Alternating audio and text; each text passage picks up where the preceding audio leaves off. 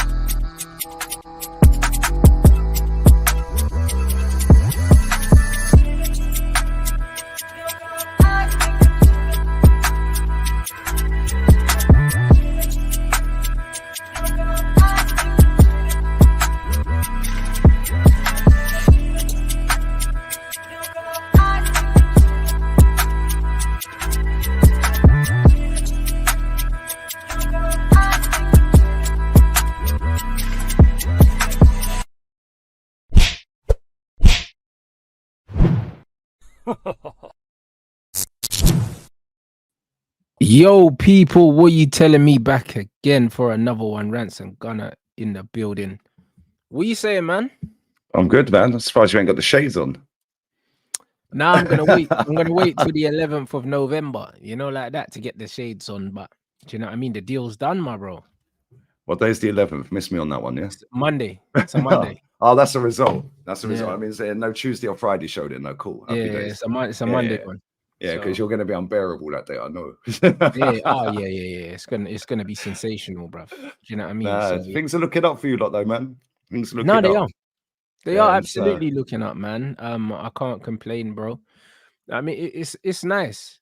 It's nice, bro. I feel like, you know what it is? Football's cyclical, innit? And every dog has its day, bro. And we've kind of been the laughing stock for the best part of a decade now. Even though we picked up trophies, I think this is the most serious that people are gonna have to take us, innit? Because I don't know, the Van Gaal thing was up and down. The recruitment under Van Gaal was worse, was terrible. I don't even blame him. When I look at some of the teams that we actually won games with, bro, and I'm seeing Michael Carrick centre back, and I'm seeing James Wilson and Phil Jones was still there, wasn't it? Yeah, like I'm seeing all these things, bro. Like Phil Jones in midfield. Yeah, he got shafted, mate. I'll be honest, he got shafted, innit? When I look at the recruitment, Jose was always gonna be a good time, not a long time.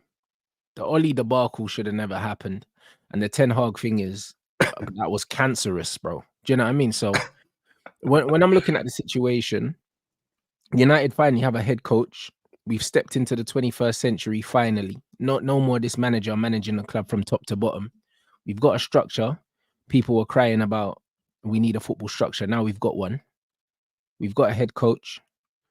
We're gonna have a style of play. And yeah, bro. Like we got a manager with charisma, with personality as well. And yeah, bruv. Yeah, it's great, bruv. I can't even lie. No, so I can't lie, yeah. Everything you've done hierarchy-wise, yeah, has been good. Yeah, but again, I'm still like, from an Arsenal perspective, I'm still looking at it thinking like, yeah, cool. Now let's see what they do going forward. Because on paper, it all looks great, doesn't it?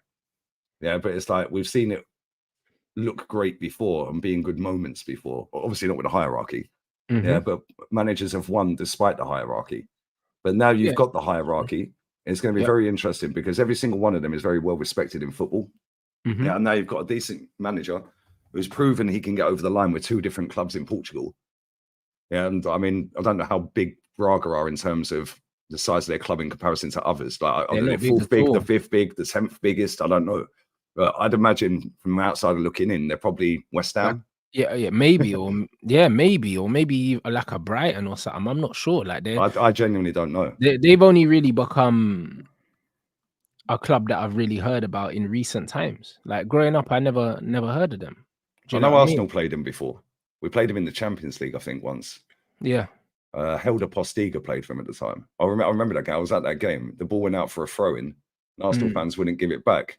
So he turned around, moaning to the ref, and the geezer launched it off the back of his head. Man are saying Spurs. they're about Spurs or something, or Braga. They're a Spursy, yeah? Okay, cool. Yeah. So they're Spurs. So the fact that he managed to get Spurs of Portugal over the line tells you that he's a decent manager straight off. Yeah. Yeah, and then the fact that he's gone in and won Sporting their first title in 20 years or 19 years, and then continue to get another one whilst winning cups in that time as well, tells you he's a decent manager because they're not the biggest spenders in that league. Yeah, and they don't have the biggest income. Benfica do. Okay. So like Benfica are the biggest club in Portugal. So the fact that he's done that with Braga and with Sporting, straight away, you know, and look at the age of him as well. Yeah. So when I hear like best young manager in Europe and all that crap, all that guy's won 6 trophies and he's 39. He's younger than me. He's a bad man, bro. You know, like that. This is what I'm saying. Like, so when people are comparing managers and stuff, in terms of what he's done at the age that he's at, what managers are comparable to him in world football, apart from Pep? Because how old's Inzaghi? I'll say he's in his 40s. No? He's in his 40s at least. But you know what it is? When I say that, yeah, I think his first. Yeah, Inzaghi's 48. Yeah, he took over. He's 39 now. He took over at 36 or something like that. Alonso's not comparable. Alonso's won 2 trophies. He won 5. I'm saying 3 now. Yeah. Won this season, didn't he? Did he win 1 this season already? Yeah, he won the cup. He won the Super Cup. Okay. Yeah, fair play. Big up Alonso. That's what I mean. At 39 years old, who's had 5 trophies apart from maybe Pep and what age was Jose at Porto? Yeah, Jose at Chelsea, I think, was younger than Arteta when Arteta got the job at Arsenal. So Jose must have been about 35, 36. Yeah, Jose must have been around that age. So look at the company that he's in. Like Jose, Pep, Nagelsmann maybe, and do you know what I'm saying? Like, bro, look at the names that he's in. Like, this ain't no joke, man thing. This guy's not 40 years old. He's got 5 titles already, bruv. He's got as many titles as almost the amount of years that he's actually been coaching. Yeah, that's mad. I can't lie. That is mad. I thought he was older than that. When I see he was 39, I was like, raw.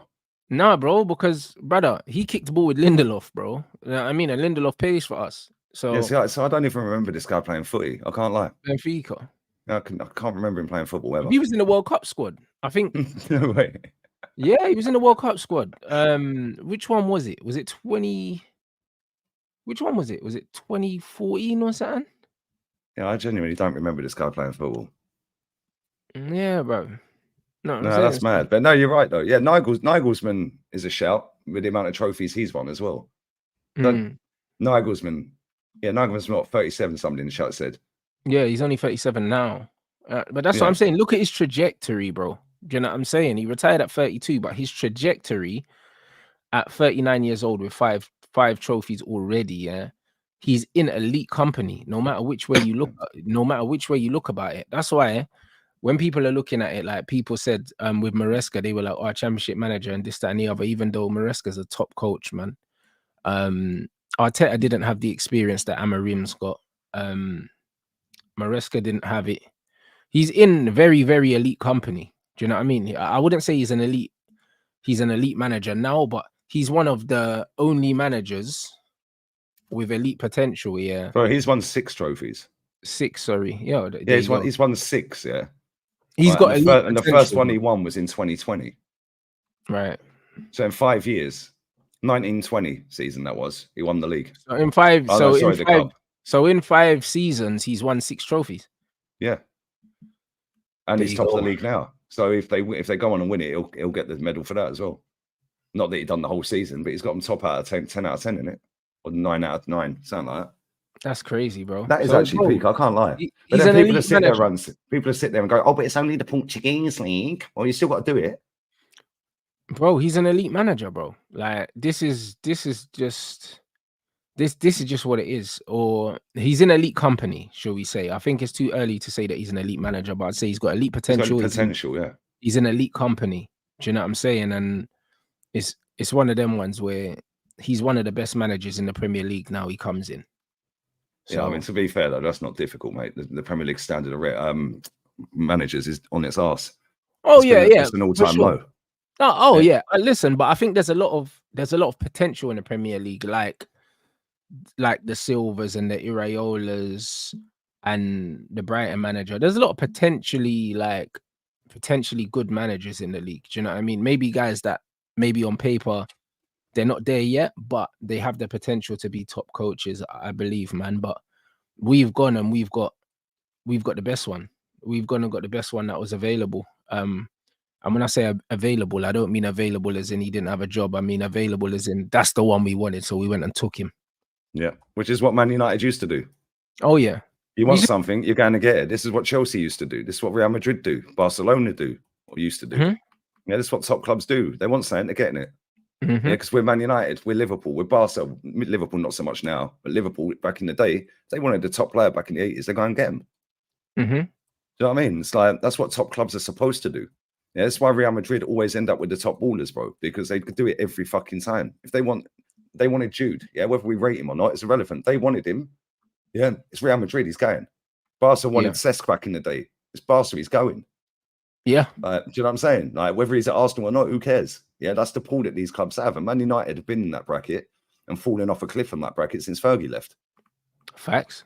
So the fact that you've gone and got what you wanted. But you know what's mad, yeah? I was thinking about this. I don't know if I mentioned this to you on Tuesday.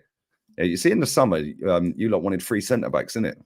Yes. Yeah, and I thought that was a bit strange that you wanted to sign 3 centre-backs because you wanted Branthwaite, Yoro, and De Ligt. Yeah. Yeah, and I thought that was a bit weird. But now you've got this manager coming in, it kind of makes sense. This manager was planned back in the summer, and it was a case of giving him enough rope and that. Yeah, so these signings, I think, well, I'm just guessing, I'm putting two and two together. I think that maybe these are his signings anyway, or his type of signings. Brother, you know what it is, yeah? Barada came from City. City done a similar thing with Pep Guardiola. They were signing players for Pep the season before Pep arrived, didn't it? So it's one of them ones where I think it was like the worst kept secret that Pep was kind of saying yes and no, and they were running things by him, innit? And I believe that this Amorim thing didn't come out of nowhere, because literally, I remember the press conference where they asked him about it as soon as Ten Hag got potted, and he was there laughing and that, bro. Like, it's like he knew what was coming. He was like, I knew you lot were gonna ask me this. And it's just like, this is definitely something, yeah. This is definitely something that's been cooking for a little while, bruv. And I think that us chasing Ugarte, yeah, the way we chased Ugarte, I think that's the biggest telltale sign that he was the manager that was always coming.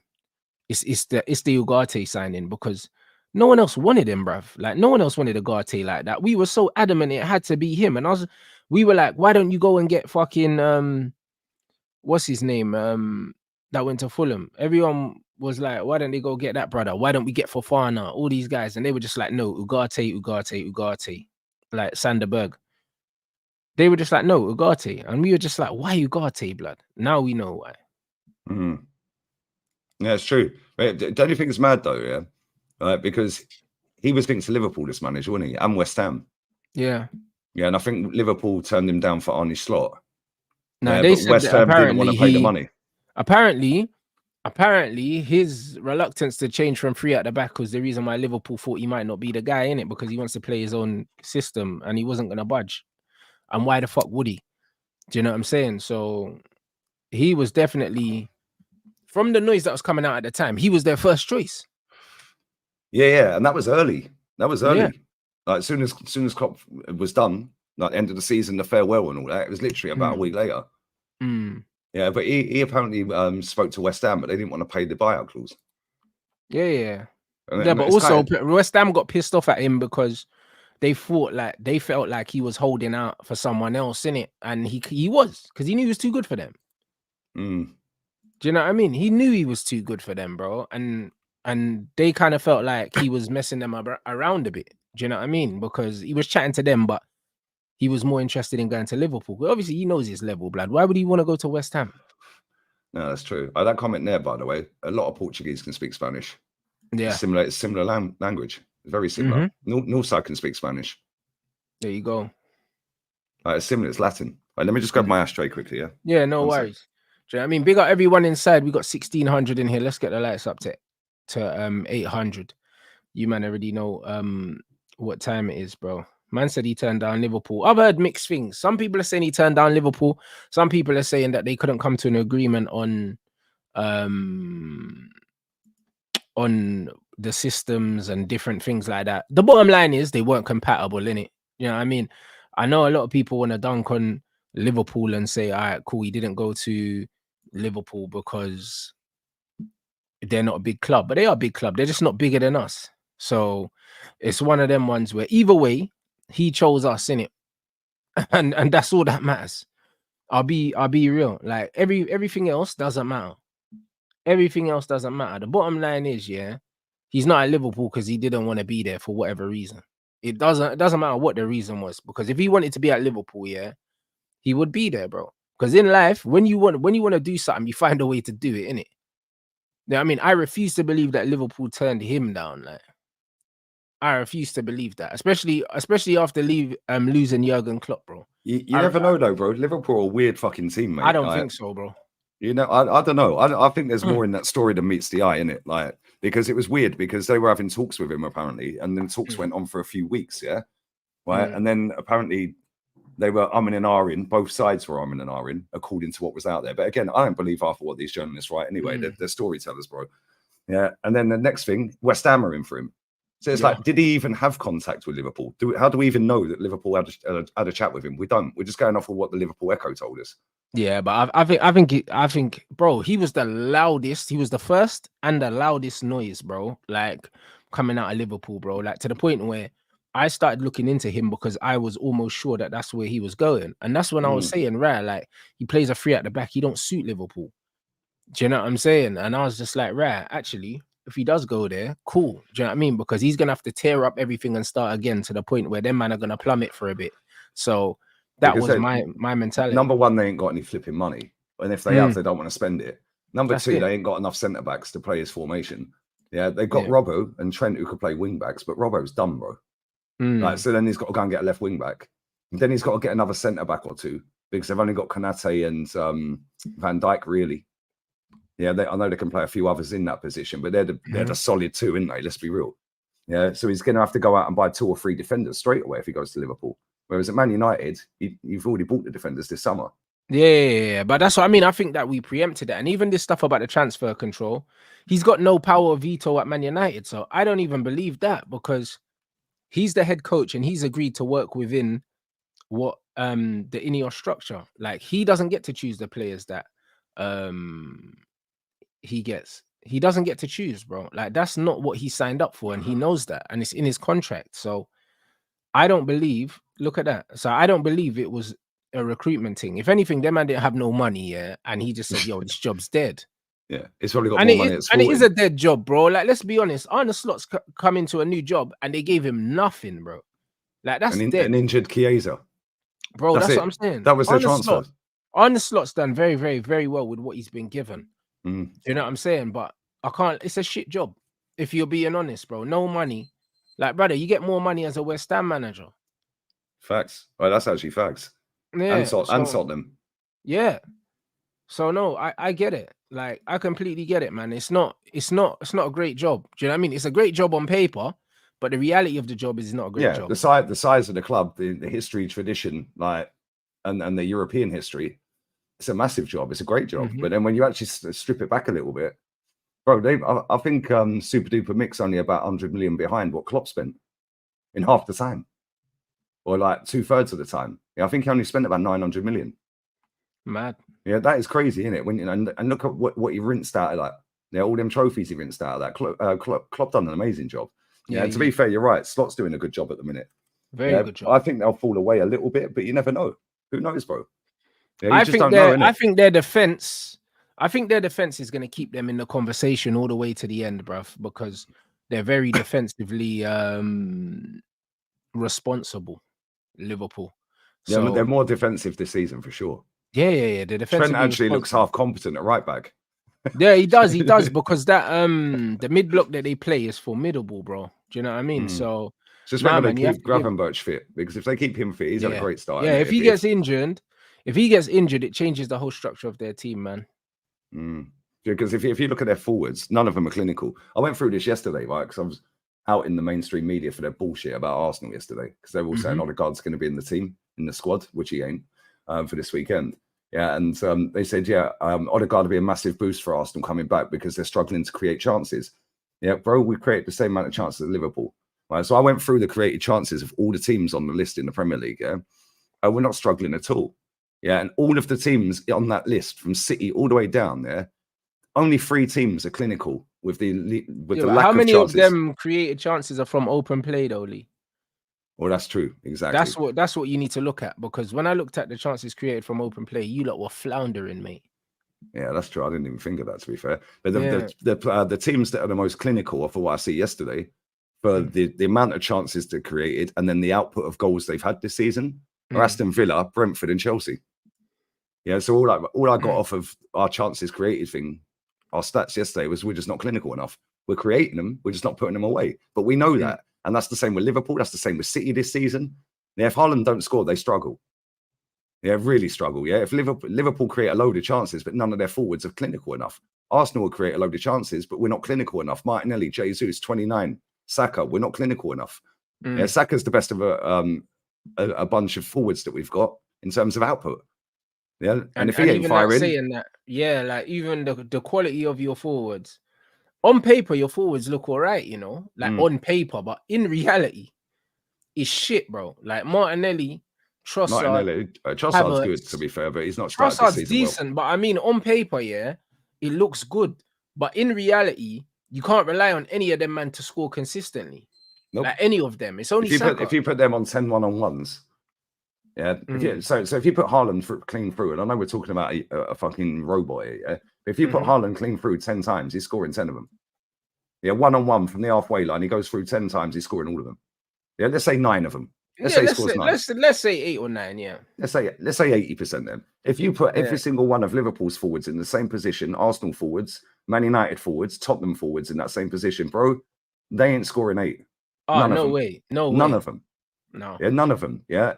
If you put Chelsea's forwards in them positions, they'll probably score about 7 or 8. Maybe. Because Neto's pretty clinical, but he just don't get a lot of chances. Jackson's more clinical than we all thought. Jackson's improving, Jackson's probably more clinical than Jesus. That's the funny thing. Their man was saying that it's not even probably, it's fact. Jackson is a better finisher than Jesus and Martinelli, bro. Like, facts. You know what I mean? And arguably Havertz as well. So it's funny, innit? But Jackson's rubbish, apparently. This is the funny thing. Like, I just don't get how football fans rate players, because Jackson's rubbish, but when you compare him to most attackers for other teams, he's better than them. That's the mad maths that man are doing. The thing with Jackson, yeah, I think because he first came into the league, and he was a winger at Villarreal. Yeah, then he was playing up front and he was bouncing off of him. He almost had that Werner touch, didn't he? Where it just everything shanked off his knee. He'd trip over the ball. He'd hit the bar from a yard out. Yeah, but then he went on that little run where he got 4 goals in the game. Yeah, and kicked on from there. And I think that game was the turning point for him when he bagged them 4 goals. Yeah, because since then, that guy has massively improved. I can't lie. His touch has got better. Yeah, he's playing with more confidence. His movement's decent anyway. But it was his finishing. But now you get him, see him go clean through on goal. Now you go, oh, he's actually going to score. Whereas before, you go, yeah, this is going wide. You know, that's going straight to keeper. And that's still what Timo Werner has at Tottenham. Yeah, you put him clean through, you know he's missing. I know he scored the other night, but that's the exception to the flipping rule. Yeah, same with Martinelli. Martinelli goes clean through. It's you flip a coin, mate. Jesus, you flip a coin. Sterling, flip a coin. Yeah, do you know what I mean? None of our forwards are clinical. And same with Liverpool, apart from Salah. Yeah, and even Salah this season has not been as clinical as previous, and he's lost a yard of pace. So he's now got to think differently because his pace ain't getting him away from players now. Yeah, so now he's playing a slightly different game. It's not one of them off-the-shoulder runs all the time. Yeah, he's playing with his back to goal a lot more this season. No, facts. So I don't know, man. I don't know. But yeah, Man United, bro.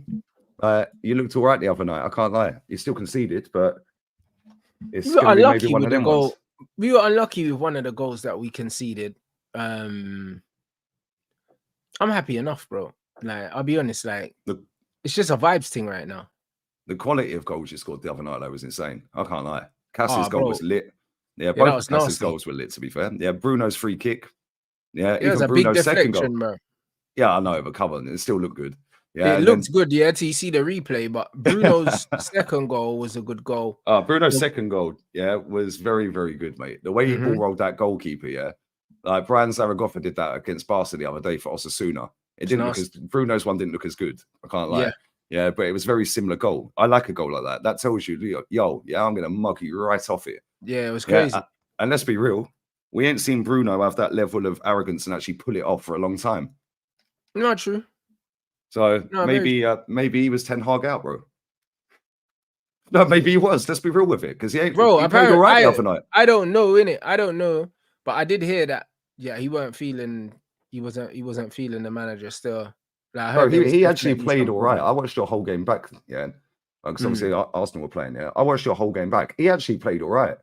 That was one of his better games for a long time, Bruno. It was all right. It wasn't amazing, but it was. You know what? It was decent. What I liked about Bruno in that game is that he wasn't lumping it. Like he was trying to play it, innit? He was trying to play it on the floor, even though his final ball was poor. Yeah, like even the goal he scored, yeah, he misplaced the pass. Like he played a shit pass to Rashford, but it was more the intent behind the way he was playing that I liked. Do you know what I'm saying? Like he wasn't trying to overcomplicate the game, bruv. He was just trying to pop it off and get it back, bro. And that's all you can ask for me, yeah. Like basics. For me, yeah, just do the basics well. That's all I care about. Do you know what I mean? I'm more likely to give a player leeway or give them the benefit of the doubt when I see that they're looking to do the right things. When players are doing stuff that I believe is counterintuitive, yeah, then they can fuck right off. Do you know what I mean? That's why I was having Nana Garnacho. You know what I mean? Like on paper, yeah, he's having a good season in terms of his GA. But bro, he's easily been our worst player this season in terms of the level that he's playing at. He's been fucking awful, bro. And this is why, GA, yeah, is infuriating, bro. Because he's been shit. I don't know how he keeps finishing games, yeah. And even when you look at the goal that he scored from Dalot as well, the ball sits up just before he strikes it. So the ball ends up in the roof of the net, bro. But it's like, how many times have you seen him get in those areas and miss the target completely, bro? Yeah. You know what I'm saying? He's just a shot spammer, bro. Mm-hmm. You know what I'm saying? That's true. That's true, man. He's awful, man. This is what Man United just got to do. They just got to keep it simple. Just keep it, bro. Football's a simple game, man. Like you get the ball, you pass it to your teammate. Yeah, if you're not a very good technically gifted footballer, yeah, then you give it to somebody more technically gifted as quick as you can. Yeah, so like somebody like Declan Rice isn't very technically gifted, so give the ball to Odegaard, who's better. Yeah, do you know what I'm saying? Like it's not rocket science, is it? Right? And that's all you got to do is just keep it simple. Then you put the ball in that net, and more times do you get it in that net. Not rocket science, bro. Mm. You know, pass the ball, move the ball around, make space for your teammates, make runs off the shoulder of defenders, cross the ball as soon as you can. Don't take silly touches, just whip the ball in the box. For sure. And that's it. Yeah. And then as soon as you lose the ball, make sure you get it back as quick as you can. Not fucking hard, is it? Yeah. Too many idiots have infested football, yeah, and complicated the game, bro. It's a simple game. It's been played the same for years. Nah, but you know what it is, Lee? You know what it is, Lee, yeah? It's the nerds, yeah, that couldn't play football, never got picked at school, don't have no footballing ability. All they've done now is they've tried to overcomplicate the game, yeah, so they can find a place in it. Do you know what I'm saying? Because football's not complicated. There's the guys that started coming true with the XGs and, do you know what I mean? And the ribs and dibs and you get Gundos. and the gundos and the bibs and the field tilt and all that. This is for all the bums, yeah, that couldn't play football, yeah.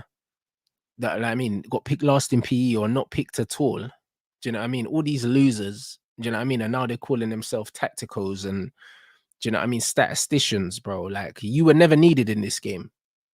You were never needed, bro. Do you know what I'm saying? Football's not that complicated. Man don't care about scan rate. Man don't care about all these other things, bro. These guys have infested the game here because there's no place for these guys, really. Do you know what I'm saying? There's no real place for these guys. You don't need to be a professor, yeah, in football, blood. It's not that deep. It's not that deep at all, blood. Like, we've literally seen, yeah, Sir Alex Ferguson, yeah, win all them trophies and all of that. Patrice Evra said that this brer was just a man manager, bro. Never told him nothing tactical, bro. The tactical side of the game is massively, massively, massively overrated, bruv. Massively. All these stats and all these numbers and all these other things, yeah. Listen, bruv, it's borderline redundant, blood. Do you know what I'm saying? It's like if you set up your team the right way and you have the right players for the right job, the stats take care of themselves. They take care of themselves, bro. Like, I saw a stat, yeah, that Man United, yeah, played 50% less long balls, yeah, than they did under Eric Ten Hag, yeah, and they completed over 100 more passes, yeah, than their average. You know how you do that? Just tell the fuckers to stop hoofing it, yeah, and play more ball players, bro. Do you know what I mean? It's not tactical, bruv. Just tell them, man, we're playing football on the floor today, and pick your technical players, and the passes will come. Do you know what I'm saying? Like, bro, look at when Leicester won the league, yeah? Right? They had 47% possession the entire season. Yeah, so all that tells me is they're very direct when they get the ball. Yeah, you can have the ball. As soon as they get it, bing, bang, bosh. Done. Yeah, but bro, 3 passes, scoring. Again, you pick the personnel and you have a game plan, bro. Do you know what I'm saying? If I want to play more direct, I know that I probably want a striker that can hold the ball up. If I'm going to build up and I'm going to play like how Man City play, you can play someone like an Erland who's more of a poacher. You're not going to have a poacher as your 9, yeah, if you want to play direct, because it's counterintuitive. So again, yeah, if you want to play direct, you either need a channel runner or you need someone that's going to hold the ball up, or both if you're fortunate enough to find that person. But the bottom line is, yeah, the stats of football, yeah, should be the afterthought, not the primary thought, bro. But then a lot of these nerds would have no place in the game. This is the reality, bro. Like, a lot of these guys spewing all these numbers out of their rectal cavity, bro. What does it all mean? Yeah, what does it all mean, bro? It means nothing, bro. It just means that they sound like they know what they're talking about. That's all it does. And they've got a little posse of mates that they can talk to, because people like us don't rate nonsense, bro. No, but you know what it is, yeah? It's like, brother, because you know what it is? Most of these brothers that do all the numbers and do the tactical stuff, yeah, ask them to pick a football team, yeah, based on football knowledge, and you see the shit that they put out. Do you know what I mean? It's like, bro, like, you don't know nothing about football. All you're doing, yeah, effectively, yeah, is doing what a lot of shit teachers do, yeah. And the thing is, yeah, most of the time, yeah, people that can't teach. Do you know what I'm saying? It's like, bruv, if you go, yeah, to a lecture, or say you're studying A-level business, yeah, the guy that's teaching you A-level business has never ran a successful business in his life. Facts. Do you know what I'm saying? And this is the reality, bro. So you're teaching me from a textbook, but the reality is you ain't got no tangible knowledge of how to run and sustain a functioning business. So you're a fraud, innit? And this is what these tacticals are. These men are doing all this tactics and all these other things, but they don't know shit about football. They're just literally compiling data Do you know what I'm saying? And then theoretically telling you what it fucking means, but you could just read that yourself. Yeah, it's You like just read it yourself. Why do I need you? Somebody said about music. Yeah, music teacher. Why ain't they ever made it as a musician then? But that's what I'm saying. What are we fucking doing, bruv? Why ain't they in a band that's successful? Do you know what I'm saying? If I want to learn about business, yeah, I'm gonna find somebody that has a successful, functioning business, yeah, and I'm gonna ask them, yeah, yo, you got any advice for me? Can you mentor me? This is what I'm gonna do. I'm not gonna go and fucking study business, yeah, from some sucker that's never ran a successful business before. I'm not gonna do that. So all of these tacticals that can't play ball, that don't know how to identify the talents of a player, the same tacticals that will tell you that Rasmus Højlund is a similar profile to Gyökeres, when in fact he's nothing like him, just because they're tall and blonde. I think the similarities end there. Do you know what I'm saying? So it's one of them things where anyone that thinks that Gyökeres stylistically is anything like Rasmus Højlund, don't listen to them when it comes to football. Nah, Gyökeres is closer to Van Persie, mate. I'm not saying he's that good. I mean, he's more of a Van Persie. His technical level is underrated just because he's an absolute tank, bro. But he's Van Persie with more pace.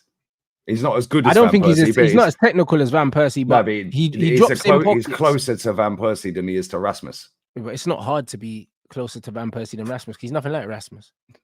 No, but I see people compare him all the time, bro. It's mad. It's like, why are you comparing them? Because they're tall and blondly. It's because you know the same way these man comparing Kobe Kobe to Paul Pogba.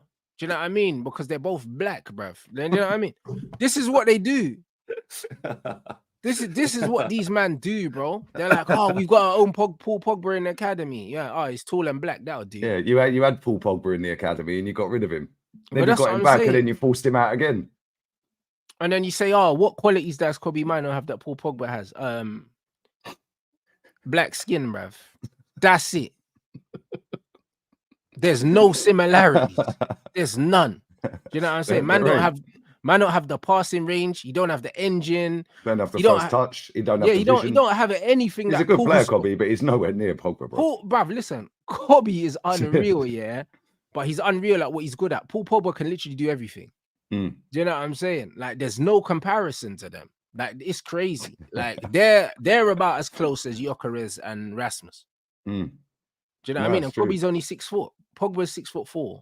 Do you know? Ping with both feet. Rasmus is more closer, similar. I don't even think he's on this level either, if I'm honest. Similar to Mikel Antonio. Yeah, bro. Thank you. Without the strength. Yeah, that's it, bro. But he'll run down the channels. He'll try and hold the ball up. Yeah, he'll rub his bum off a player. That is the most spot-on comparison. I don't even think he's better than Mikel Antonio either. I know he's got more goals. But... Yeah, he's a battering ram without the strength. You know the one. That's exactly what he is, bro. He just runs into defenders, bro, and runs the channels. That's exactly how he plays, like Mikel Antonio. Yeah, that's it. Without the strength. Mikel Antonio's got better skin as well, bro. He ain't got acne. Kobe Mino is 6 foot, bro. He's not 5'8", bro. Kobe Mino is deceptively taller. Yeah, he's tall. Tiny he's 6 foot, bro. I seen them measure him on the England Lions. Then they measured him because they say that he lies about his height and that, so they actually measured him, bro. And I seen he's 6 foot. Like he's probably just under 6 foot. It's the hair in it, you know them ones. I know they didn't make him take his shoes off, but he's get me. The shortest he is 5'11", bro. You know them ones. It's like Saka. Saka's 5'10", I think. Yeah, Saka. If you look on TV, everyone goes, "Oh, he's only 5'7". No, he's not. He's nearly 6 foot. He's nearly 6 foot, bro. Bukayo Saka, bro. Do you know what I mean? With the high top as well. You know what I'm saying? That adds another 3-4 inches. The high. Yeah, plus the blades on the studs and that. That's another inch. Yeah, so he's probably about 6'2" on the pitch. Yeah, you know what I mean, that's what I'm saying. But they measured Kobe. Do you know what I'm saying? They measured Kobe. Yeah, Yamal's another one. Yamal looks tiny, and that guy's 6 foot. Yeah, but that's because he's skinny. Same as Riyadh as well. I think Riyadh's at what, 5'11". Same height as me. Yeah, same. He's the same height and same weight. Yeah, but he's skinny, so he looks shorter. That's just what it is. But bro, like Kobe Mino's not 5'9", bro. He's not 5'9". If anything, he's 5'11". Yeah, and you get me, 6 foot in trainers. That's what it is. In basketball, they weigh. I think in basketball they take your height in trainers and outer trainers. Do you know what I mean? But I see them measure Kobe Mino. I've seen it, bruv. Like it's on the England Lions. Then you can see it because bare people accusing him of saying that he's not that height, and Kobe Mino is definitely 6 foot or 5'11". You know what I mean? He might be 6 foot in trainers, but he's not 5'9", bro. Kobe's definitely taller than I am, and I'm 5'10". So it is what it is, isn't it? But the bottom line is there's no similarities, bro. Man said I'm 6 foot to gal. I hear that. That's all that matters if we're being real. Yeah, 6 foot. Yeah, I'm 6 foot. I always say 5'11". I am 5'11". I'm 5'11.2". Yeah, but I could just say I'm 6 foot. Nobody's gonna get the fucking tape measure. No one's out, gonna go out. Do you know what I mean? And say, oh, you know what? You're half an inch off, mate. Do you know what I mean? Like, the human eye can't. Like, that extra half an inch counts, you know. Yeah, but bro, the human eye is not gonna be like, yeah, that's it. You lied. Do you know what I'm saying? If you're 5'11", you could tell people you're 6 foot, and they're not gonna bat an eyelid. No, that's true. Do you know what I'm saying? So the bottom line is all these comparisons, like if you understand football, like Lee said, as soon as he said Mikel Antonio, I see it. Yeah, that's Rasmus is definitely closer to Mikel Antonio. I see it because they're just workhorses up front, bro. Like literally, their USP is the fact that they just run. No real footballing quality and ability. No, they just run. I actually quite like Mikel Antonio the way he plays because like he never lasts the whole 90 really. Yeah, he just runs his bollocks off for 60, just batters everyone, and then the next guy who comes on takes all the glory, innit? Yeah, because then he's won the centre backs out, won the full backs out. And then the new guy that's comes what he on is. and scores the goals. He's a nuisance. You know them ones. Big up Northside for the raid. He's one of them players that you don't like. You would rather not play against them. Mikel Antonio. Like any centre back that's played against Mikel Antonio knows he's an absolute handful. Rasmus Højlund is not even a physical. He's not a physical player. Like no centre back saying, "Oh God, I'm playing against Rasmus today, bruv." Who cares, innit? Yeah, long day ahead, man. They're gonna have sleepless night, thinking, "Shit, I've got to deal with him tomorrow." This is what it is. This is what it is. If you were going up against fucking Diego Costa back in the day, you had nightmares that night, mate. Yeah, because that's who Gyökeres up. That's who Gyökeres, I believe. Yeah, the kind of profile of player he is. He's less aggressive than Costa, but he can play back to goal. He can run the channels, and he's got a little bit of. He's got turn of pace as well. Yeah, he's got a little turn of pace and a little drop of the shoulder. Do you know what I'm saying? So the more I've seen him, the better he looks. I can't lie. Yeah, because I don't know nothing. I don't watch systemly, bro. It's that system. I'll be honest, because there's a few players that they've got there, that look decent, but I can tell that it's the system. They've got a little Asian guy that plays in midfield. I can't remember his name. These lot will tell you. Like he played the other night. He was popping. Him and Trincao were popping it, And Trincao's decent. They looked really good. They looked really good, And I could tell it's the system and the way that they combine. Do you know what I'm saying? Oh, Marita, you're on about? Marita. That's the one. Like it looks like the way that they combine, it's the system, bro. They got that fellow Edwards from Spurs as well, didn't they? Mm-hmm. Yeah, and they got the left wing back, Freshneda. Yeah, he was I think Rayo Valladolid. Yeah, and then Arsenal were linked to him for about 12 million. Not summer gone, summer before, and then he went Sporting. Yeah, he's not a bad left back. Yeah, but Valladolid were no good. They're back in La Liga now, but they're yo-yo club, aren't they? Because they was in La Liga before, back in the day, Revista days and that. Yeah, they're like West Brom and Norwich, Southampton. They go up and down like a horse knickers, bro. Yeah, but no, they've got. I'm looking at it now, 3-4-2-1. But then the two, they're like 10s, but they're wide 10s. They're 2 10s. They're two inverted 10s. Yeah, they're wide 10s that invert. So when they've got the ball, I've not really watched a lot of Sporting, but when I've watched them, you can see what they do. They're not touchline wingers, but they're not really 10s either, are they? The 10s, they kind of are, but they're not in it. Like their width comes from the wing backs, in it. The width comes from the wing backs. The 10s kind of, they have to press in the first phase, the 10s. And then they kind of slide across to defend, and they defend very aggressively, and they defend half the pitch at once. So it's one of them when they've got the ball, they go into the 10s. Exactly. They play in between the lines when we've got the ball, and then even when we don't have the ball, say you've got the striker here, you've got the 2 10s, and you've got the 2 holding midfielders. So it's kind of like you got like a pentagon shape, That's pretty much how they defend, with the 2 holding. So it's 2 defensive lines, then, So like a house shape, defensive lines. Well, it's 3 technically, it's 3 lines technically, but the house shape kind of slide across, and then their system's so fluid though. Like I've watched them about 4 it is times. fluid. That's the point. Very like fluid, it doesn't stay because you got the house shape, it slides, and then the fullback comes up. So they defend, they're almost like always defending with 6. And then also it depends on the other team. Because if the other team are playing a certain shape, then they might occupy the spaces in between the players. So it almost looks like a man-to-man press. Do you know what I'm saying? So it very much depends on the other team, bro. Like it's super fluid. And that's why I think it's going to be hard to learn, innit? That's why I think. Yeah, but that's why you need to get the ballers in the team. Yeah, but also you need players that are coachable. You need not players that are going to fall asleep, blood. Do you know what I'm saying? And this is what I'm saying, because if they fall asleep, we'll get cooked through the middle. Like this is what I'm worried about. If a man falls asleep, like Bruno, because Bruno falls asleep, Garnacho falls asleep, Rashford falls asleep. Like them kind of man, if them man fall asleep, one pass through the middle and you're 1v1 with Ugarte, we're cooked. Do you know what I'm saying? That comment there's spot on as well. It creates triangles everywhere. Yeah, that's exactly what Hansi Flick does as well. Triangles everywhere. It does. Yeah, there's triangles from back to front or front to back.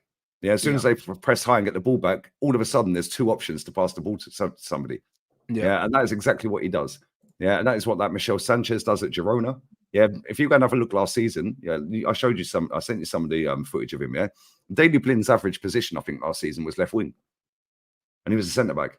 Yeah, but that suits. What formation do they play? It depends. To be fair, they normally go a 4-2, a 4-2, 4-2-3-1. Yeah, a 4-2-3-1. Because I know Daley used to playing in threes at the back or a 4-1-4-1 sometimes. It depends who they're playing, bro.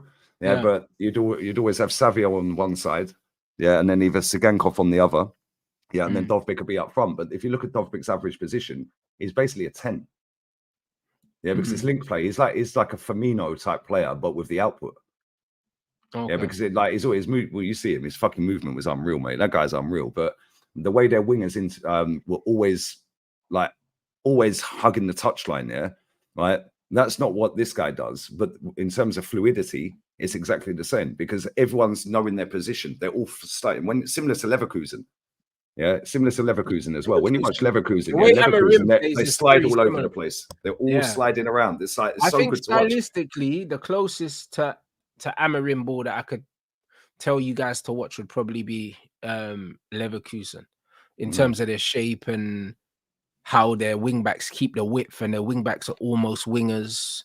Like, hence why people thought that Frimpong was a wingback. He's not a wingback, bro. Like, he's just a shit winger. Yeah. Do you know what I mean? Like, he's just a shit winger, bro. Do you know what I mean? Like, he is. Yeah, like stylistically, he's very much just a shit winger, bruv. And when you watch the Netherlands, they play him as a winger because he is a winger. He's just a shit one. Do you know what I'm saying? So it's one of them ones where the way Alonso plays is very similar, shape-wise, pressing-wise, but Alonso's is a bit more aggressive. It's a bit more aggressive. But both of them. This is why it worked for both of them last season, because from the highlights that I've seen of Leverkusen, me and Matty sat backstage for hours the other night watching clips of Leverkusen and all these other teams, Sporting. When you actually watch Leverkusen last season and Sporting, they are very similar. They let you have the ball a lot as well. Yeah, because they go, right, okay, cool. We're not getting through at the moment with doing what we're doing. So we'll fall back 10 yards. We'll let you have the ball, but then we're going to bang you on the counter. Yeah, and then when it all went south and they were losing or drawing with a minute to go and an 8 minute stoppage time comes up, then the other team shit the bed every time for both teams, Sporting and for Leverkusen. Yeah, but without the ball sometimes, like they just go, cool, we're not going to press you today. Yeah, it's not worked for 20 minutes, so we're just going to sit back until half time and let you have the ball. Yeah, and then bang, that's when they do you. Yeah, and this is what Girona did a lot last season. Them three teams, very similar but different at the same time. Yeah, they'll let you have the ball. But as soon as they get the ball, you're fucked. Yeah. Because they'll just drag you all over the pitch, all out of position. It's so quick and fluid, and everyone's interchanging. You can't keep up, especially in midfield. Yeah, but that's the reason why it's like that is because it's the way they press and where the players are is triggered by the position of the opposition, innit? Like I said, it's kind of it's a hybrid between zonal and man-to-man. So it's fluid. So you'll know, even it doesn't matter what your position is. If you're in a certain zone and there's a man within a certain distance of yours, that's your man. You pick him up. Do you know what I mean? It's not a thing where it's like, cool, I'm the left defensive midfielder. Yeah, you might be the left defensive midfielder, but if we were just attacking and you're in a certain zone because the attack's taking you there, the nearest man to you, now you have the It's your man, responsibility that that's your man, bro. It's not, But you have to be super clued up to do that. but that's Yeah, right. the But it's problem is Man drilling, United. bro. Yeah, Man United have not got enough clued up We've players got a to be able lot to of do players that that. aren't very intelligent in it, and this is what it is. But it's fluid for that reason. It's not you lose the ball, everyone get back in your shape. That's why it's easier to coach a 4-4-2 mid block, like what Arsenal play, like what Aston Villa play. It's easier to coach that because man just drop back into your free lines and slide left and right, bruv. Do you know what I'm saying? And when the ball comes into a certain area, then there's a press trigger and you jump. It's so easy to coach that. And this is why, yeah, in Man United's first season as well, yeah, when we played the deep line with the players we had with Lissandro Varane, Casemiro, that three. Yeah, the reason why Man United looks so good defensively is because it's easy to fucking coach that. Coaching rigid defense is one of the easiest things, and this is why, yeah, when like you get like the Sam Allardyce or the David Moyes or the Sean Dyches, the reason why these managers are brought in, yeah, and they're able to stabilize teams when they come in is because the defense is the easiest fucking thing to teach. Yeah, look at when Arteta came into Arsenal. He went 5 at the back, 3 centre backs, yeah, low block, yeah, and then just counter, yeah, and it won us the FA Cup. And then he went away from that because that's not how he wanted to play. Yeah, then he's realised that, oh shit, playing this attacking football, we bottled the title. And then we effed up last season. Now it's like, okay, cool, let's just play as defensive as possible. Yeah, because he shook. Yeah, and it is easy to do. It is easier to coach than coaching an attacking lineup. Yeah, which is why I rate Hansi Flick. Yeah, because that guy, yeah, will still be defensive, but you don't realize how good his defense is because the attack take all the glory because they just bang everyone. Yeah, but no, if you look, they don't concede a lot. He's making Kounde look like a really good right back, and he's shit, bruv. Yeah, yeah, no, and he's making him look unreal. This season he's been insane. Yeah, but he's not a good defender, bro. But the way they've set him up, yeah, they're just banging everyone. Yeah, and with the high press, even if they get the ball and they're 1-on-1 with him, they've got enough men around Kounde so he don't get exposed. Yeah, because they know that side of the pitch is the weak spot for them. Yeah, because the other side, they're miles better. Yeah, and it's like that's all you got to do. Yeah, Kounde can't defend, bro. He has this season, but he can't defend. He's trash, bruv. Yeah, he's rubbish. He is crap, bruv. I remember Chelsea were going to buy him and United. Yeah, I don't rate him on. I don't rate him on the ball, and I don't rate him off the ball, blood. I think I've seen him against my team, and I've also seen him like quite a few times in general. I think Kounde's just, bro, he's an undersized centre back, innit? That's what he is. Undersized centre back playing at right back, but he's not really a right back. No, he's a centre back, but he's just not good enough as centre back, so we put you at right back. Yeah, I'm not rating him, not at all. You know, no, he's trash. But this season he's looked good, but that's because they got a competent manager in there. There's drilled some kind of system into them. Yeah, he's like, bro, he's a light skin Lindelof, bro. That's what he is, Kounde. That's what he reminds me of, Victor Lindelof, bro. The same zesty profile. You know that one. You know what I mean? Man like the weekend from Wish, bro. Like, do you know what I mean? He's shit, bro. I swear, I didn't rate him at Sevilla, and I don't rate him at Barca. But the way Fancy Flick's gone in there, everyone's now on smoke, bro. Yeah, there'll be a point where it comes undone because you can't keep playing how they're playing with and keep like getting these injuries and keep compensating the injuries. Eventually, they're going to fall off a little bit. But if they continue like they're doing, yeah, he'll be in the contention for their player of the season. If he continues how he does for the rest of the season, he's been brilliant this season. Yeah, but I just don't rate him, bro. But the system helps him. I said, do you expect the new Matty said, do you expect the new manager to be busy in Jan? Big up Matty. Yeah, I think big up Matty. I do. Not busy. No, busy's not the right word. I think there'll be a certain profile of player. I believe it's a left-footed wing back that he will want to add because I think that's the only position in the whole squad at the moment that we actually do not have a natural one. Like Malacia has been out for so long, we don't know what Malacia we're gonna get back. I want Malacia to be given a chance because, bro, they gave Luke Shaw 10 years, so give Malacia some time. Do you know what I'm saying? Because he's actually competent. He's actually competent technically. He can play on both sides as well. He's very good technically. And he's a good athlete and he's tenacious. I think that in a pressing system, I think Malacia would be amazing if we could get the Malacia that we signed. If we're getting a watered down version because the injuries have done him, then yeah, I think we need a left wing back, and NWANERI would be my first choice. He's class. Yeah, he's very good. He would be my first choice. I think he would absolutely go crazy, bro. I'd pay up to 50 mil for NWANERI, to be honest, because I know just do a swap. Give him somebody else. Give him one. Wolves are gonna want a lot of money for him, but you know what it is, yeah.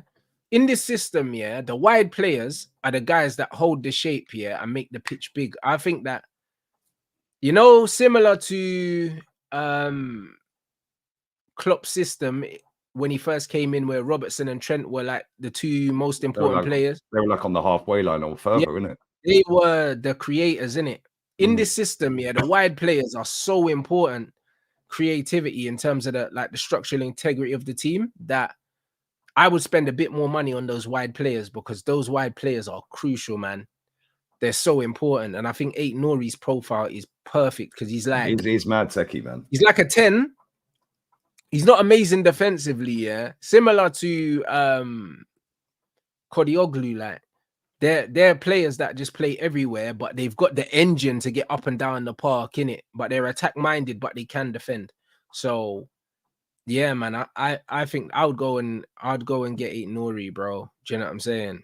And let's be real, if you can't go and bully Wolves for their player, mate, then there's a problem, innit? And you don't have to be great defensively to play as a wing back in the Amorim system, because he likes to use wingers there anyway. You just defend structurally. You don't have to defend aggressively. You don't have to put your foot in. Just be there. And like you said, even if you're out of position there, you got Cass there, you got or Cobby there, or Agate there. Yeah, and they'll do like the Hendo role where they'll just drop in. Fabinho and Hendo would just drop in and plug that position anyway. Right. Yeah, you remember when Trent would go forward, Hendo would just go and plug right back. Yeah, if there was a counter attack, just mop up, or Fabinho would go and do it. Yeah, and I think that's what you're gonna do. Yeah, something similar to that. I don't think it'll be as like 100-mile-an-hour heavy metal shit. Yeah, but I do think it'll be more structured. But I think it will be like that. But just not as like, I don't think you'll be seeing 100-mile-an-hour pressing from the front. Yeah, you might do in certain games, but I don't think you'll do that for the entirety of a season. Yeah, it'll be a little bit more like certain teams. No, I think we will. You know, I think we will, and I think we'll see a lot of rotation. I think this manager's gonna. You're going to have to rotate, though, because if you are going to play like that, you're going to get mad we need to injuries. rotate. But I have a feeling this manager's going to come true all guns blazing. You know what I'm saying? Because Portuguese guys they're very kind of like passionate and very like aggressive like that. Do you know what I mean? Like they're very intense. You know them as like, I've been around a lot of them from futsal. But look at fucking Northside, brother. He's passionate and intense, you know what I mean? Yeah, like intense is the right word. They're mad intense, bro. Do you know what I'm saying? And I believe that he's gonna cut through with that same kind of intensity, bro. Do you know what I'm saying? This could be Jose part 2, you know. I think so. Genuinely. I don't think it will. I don't think he's gonna come in and just go bang, there's the title. No, yeah, I think he'll have us challenging for the title within the next 2 seasons. I do. I'm not counting this one. Yeah. So the first full season, you think maybe next season, then Nah, I think that we'll be competitive next season. Like Chelsea are competitive now. Like everyone's playing Chelsea, and it's like, yo, like they can beat anyone. I believe next season we'll be in that bracket that whoever we play, they have to respect us because we'll be able to turn them over. And I think the season after that, then I think we should be competing for titles. Do you know what I'm saying? So it's one of them ones where I think 2 seasons from now, we should be competing. And I believe we will be competing with this coach and with the recruitment that we're going to do. But this season for me, I'm not putting too much pressure on the manager. All I want is a style of play and the Europa League. Like anything more than that, he's overachieved in my eyes. See, I don't think he'll win anything this season. I can't lie. Yeah, I don't think he'll win anything. But I do think if he comes in, straight away, there's going to be an upturn in performance. Yeah, because like look at the performance the other night. I know you conceded it was Leicester's B team or whatever, right? And you can see the couple of goals. But just look at the difference in performance. You're seeing players that have underperformed for 2 years. They suddenly have a burst of energy and they're doing this. And you can say it's Leicester beat it. You still got to fucking beat it, mate. You're but Lee, Coventry. Yeah, bro. And what are they called? Newport. So yeah, you're struggling to beat these teams. Yeah, now you go out there and slap. And then, like I said earlier, the level of goal, the quality of goals you scored. Yeah, you can tell. Yeah, but that shows the individual. Are off. But that shows the individual quality. When you look at Bruno's second goal, when you look at Cass's first goal, when you look at the ball from Dallo to Garnacho, there's quality there, Lee. And what I'm saying is, yeah, the thing that's most exciting to me is that because we're playing a completely new system, yeah, we might be seeing sides of players' skill set that we haven't seen previously under the manager, bro. There could be players that we wanted out of the club, yeah, that all of a sudden are just perfect for the new system, and they turn out being, they go from being players that were potentially surplus to requirements to players the mainstays. that are fucking important, bro, because it's a completely different thing. So there's an going to be opportunity. A lot of top Reds upset then, because there's going to be some of their fan favorites that are going to get booted out then. I think so. And that's tough shit. I think so, but there'll also be players that we wanted out, similar to the Klopp and Henderson. Remember, before Klopp came in, Liverpool wanted Henderson out of the club, and then he ended up being the captain and lifting the Champions League. Like, sometimes a new manager with a new way of playing, it reinvigorates a player, bro. Do you know what I mean? So that comment there, by the way, sorry to cut in here. That comment there, back three managers never succeed in the Prem. That's complete rubbish. Conte won it, mate. Yeah, in his first season as well, right? In his first season, we slapped them 3-0 at the Emirates. Yeah, and they ripped up the whole thing, went 3 at the back, and then broke the record for the most wins in the Prem at that time. 30 wins. Yeah, and that was back 3. Yeah, and the thing is as well, yeah, like, back 3 it's not a new concept. This has been going on for years. 3-4-3. Arsenal were doing this. The WM formation back in the day. Everyone raves on about that. We were doing it in the 30s with Chapman. You know, do you know what I'm saying? Like, all of these systems, yeah, they have cycles and they come back again. Yeah. And then all of a sudden it looks like, oh my God, this manager's, he's revolutionary. No, they were doing that fucking 80 years ago, 90 years ago, 100 years ago. Yeah. And it's like, when you get a manager, Tuchel back 3 as well. Yeah, when you get a manager that comes in and plays a totally different system to the majority of the teams in that league, they normally do very well. They normally do very well, because it shits the life out of everyone, and they go, "Wow, that was different." Yeah, when Tuchel came into Wolves into Chelsea, their first game was Wolves. He broke the Premier League record for most passes in the first half. That was his first game. He didn't even have a team of his own. Yeah, and he didn't even have a fucking training session. Yeah, played. I know they drew the game in the end. I think it was 2-2 or 1-1. Yeah, but they were quality in that game, and you could tell straight away that he was going to kill it at Chelsea, and he did.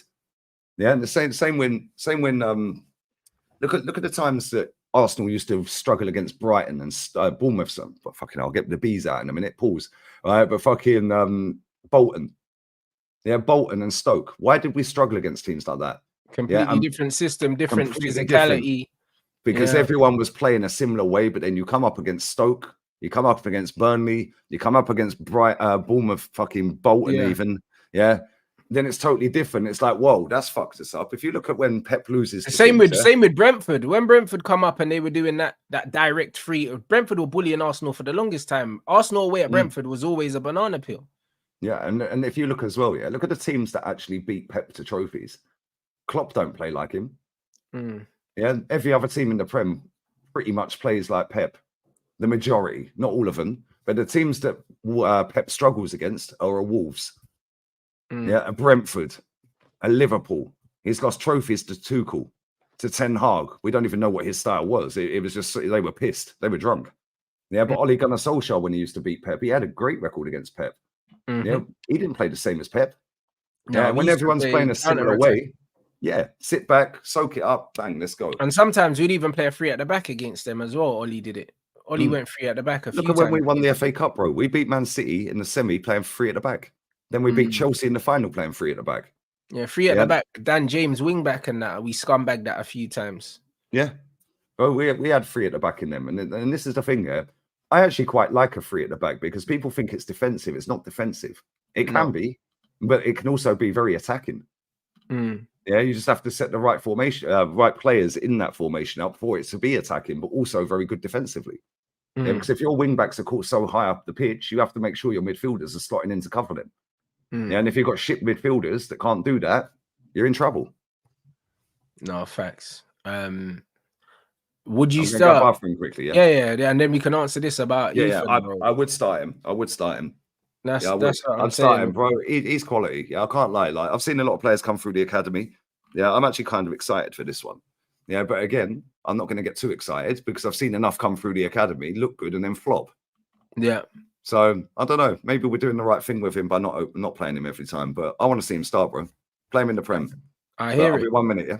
Yeah, no problem. You lot, let's get these lights up, man. We need 1,000 lights, people. We got over 2K in here.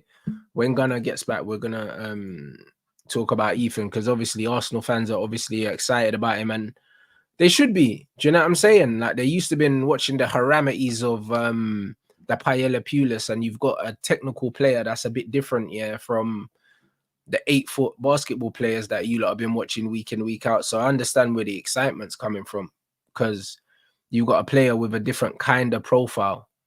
Do you know what I'm saying? And that's just what it is. He's a technically good football player amongst basketball players. So, do you know what I'm saying? He looks good.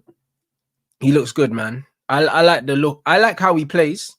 Will Arteta be brave enough to actually play him, yeah, in games that matter? I'm not so sure, because Arteta's he's very cautious, bro. He's actually catfished us, because the football he was playing when he come in was weird, you know. Arteta's done a Bandulu thing, because he came in at Arsenal, he played a 3 at the back, done the pragmatic thing, and then he started playing more expansive football, and then we thought that, yeah, cool, Arteta's an expansive manner. Then he's morphed into the Paella Pulis, bro. Like, do you know what I'm saying? So I just, yeah, I'm not really sure how he's managed to kind of catfish everyone like that. So I don't know if he keeps faith in Ethan, but from what I've seen, he's a good footballer, man. Do you know what I mean? You lot know the kind of footballers I like and the kind of footballers I rate, and he's got something in it. Like, he's got something, arguably, that, you know, like when we talk about X Factor, to me, no Arsenal players have X Factor. Like, he's probably the closest player to having an X Factor in this team when I look at their first team squad, because to me, yeah, they ain't really got no X Factor ballers. So I think he deserves to play, if I'm honest. Saka ain't got no X Factor, man.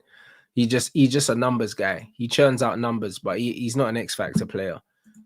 He's not an X Factor player at all. So it's just, yeah, it's just one of those things, bro. Someone sent me this. All right, let's have a look at this. Someone just sent me an Amorim video, Amorim team talk. Let's have a look at this. See what my manager's on. Let's see the kind of smoke my manager's on, bruv. Hold on a minute. Portanto, mal, amanhã vamos treinar. Cavalinho não devias cavalo amarelo. Estás a viver o jogo, não devias cavalo amarelo. Eu não quero ser um desmancha prazeres, malta. Juro que não quero. Enquanto não agarramos a taça, malta, hoje não quero excessos. Quem jogou, ok? Temos treino amanhã de manhã, ok? A folga é no dia a seguir e temos um jogo em Barcelos para preparar, ok? Estou muito orgulhoso de vocês. Volto a dizer, não quero ser aquele gajo que vem para aqui. Não quero excessos, não quero no Instagram caladinhos, a lenga-lenga do normal, escolham a melhor foto, façam o que quiserem. Agora, malta, 4 pontos de avanço, temos tudo aqui, tudo. Foca-se. Quando fomos campeões, deixe-vos ir onde vocês quiserem. Deve ser um break. Vão onde quiserem, malta. Ok? Jantar, estar com a família, nada de excessos, ok, Reis? E amanhã temos lá a trabalhar, parabéns. Yeah, bruv. Yeah, bro, like, I couldn't imagine Ten Hag. He's just, Man said after you win the cup. Yeah, he said after you win it, bro. You see, like, even when you look at how this, He didn't say when we might win the cup. No, after you said win after the cup. you win the thing, then you man can do X, Y, Z, bro. Yeah, this is after what you win it. That's the confidence, and that's the confidence that breathes through. And when you got somebody like that, see, Arteta's very like that. Yeah, the difference is Arteta don't deliver. So eventually the words start wearing off. Nah, bro, he's got you man squeezing lemons, bro. You know what I'm saying? I haven't seen that. I can't lie. I ain't seen squeezing that. lemon, bro. Do you know what I'm saying? I've not seen that video. Somebody said in my chat the other day, have you seen him squeezing the lemons? And said, no, get out of here, man. Squeezing lemons. You man He got all you man squeezing lemons. That's the difference. Is that actually My- true though? Have you actually Bro, seen it? My manager's talking about, yo, when we win the trophy, XYZ. And my man's got you guys squeezing lemons. No, This is I this is don't believe and- this is a real video. Yeah, bro, he's got you man squeezing lemons and man stealing their phones and that. Like, this is what your manager's on. And this is why I'm not really worried about you long term. Oh Do my you know what I god, mean? it's actually true. Yeah, It and the is light bulb. actually true. Oh my And the light fucking. bulb. Everyone was given a lemon and a knife. And piss off, man. Said, I want you to squeeze the lemons as hard as you can. Yeah. Squeeze them. And then they all made lemon juice together, bruv. For all of it in a bowl, and we'll see how much we can achieve together. The juice. Yeah, bro. To make Yeah. our team mad. What the fuck is this guy on, bruv? Yeah, bro. Do you know what he said in his press conference today? Let me find this real quick, yeah? Bro, this guy is a weirdo, right? I swear. Honestly, this guy winds me up. Although he didn't lie. He said that was actually one of his better press conferences. Where is this weirdo, bruv? Every word from his press conference. Listen to this, bro. This is actually mad. Where is it? Where are we? I'm gonna find it. Yeah, bro. Here we go. On whether Mikel Arteta has to protect Ethan NWANERI. Yeah, I think the biggest thing is to push him, and when he is being pushed, yeah, you grab him right behind to make sure that he's always stable and protective, because he's a talent. You have to push him. Protection is necessary to keep an eye on him and be the right distance. But he needs to see if he can fly and don't clip any of his wings. Bro, that's haram, brother.